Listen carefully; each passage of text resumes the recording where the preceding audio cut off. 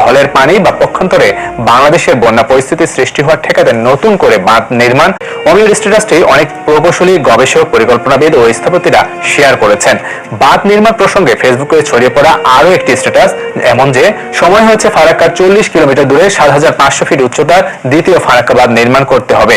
এরপর তারা বর্ষার বাঁধ খুলে দিলে পানি এই 40 কিলোমিটারের মধ্যেই থাকবে, আর যদি এর চেয়ে বেশি পানি ছাড়ে তাহলে সেই পানি তাদের দেশেই ফেরত যাবে, কারণ তাদের বাঁধের উচ্চতা থাকবে আমাদের চেয়ে কম 7,350 ফিট।